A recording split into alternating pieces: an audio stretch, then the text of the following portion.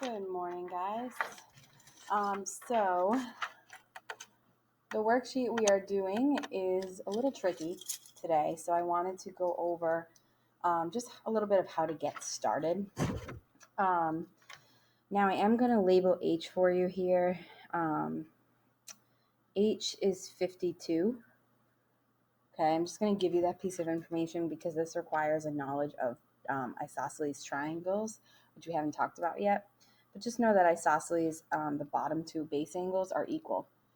Okay, so that just requires that little bit of knowledge. Some other things that might help you here is the fact that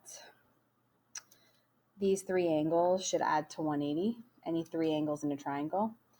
Another piece of information that might be helpful is that any four angles in a quadrilateral, so any other type of shape, should add to 360. So just might help you. You may not need to use it, but in this shape, for example, these four angles should add to 360. Okay, and remember that these little boxes mean 90 degrees. The way I started was over here. I saw that this was 58. I knew this is a vertical angle, so I called this 58. I also know that these three angles are on a straight line together, so they should add to 180. So I subtracted 58 and got 122. These are equal. They're shown as equal. So I know that 122 should be evenly split between these two. So just a hint, you can just divide 122 by 2, and you should get both of those angles. Once you find those, you can start to use some relationships. So you can see, I see alternate exterior here. This is going to be a linear pair. These three angles should add to 180, and then this one should add to 180 with that angle because they're a linear pair. I see vertical here. I see linear pair here. When we're looking over here, all of these, this line and this line and this line are all parallel, okay? So that's important. So also if you look here, if you kind of ignore that, this is a transversal right here.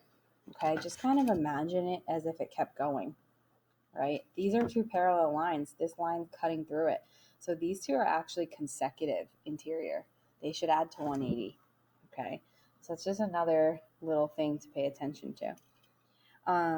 There's also sometimes you can see specific things if you cover lines up, if you get stuck. So for example, I can see that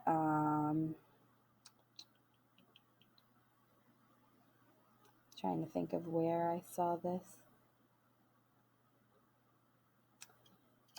So I have this line, right? If I solved for this, I would know that this whole piece, right, should be equivalent to it because of alternate exterior. Okay, so you got to pay attention to those little things. All right. This can be pretty challenging. If you have trouble with this, don't stress out too much. There won't be one this challenging on the test or the quiz, but we wanted to see, what you could do with this. So take your time, relax. I'll give you a hint that this whole thing should be 119. I'll give you that little hint as well. Okay. All right. So you might want to do 119 minus 90 to get that x. The bottom one's very similar, but I wanted to give you some hints to get started with this one. All right. Good luck, guys. You're going to do great.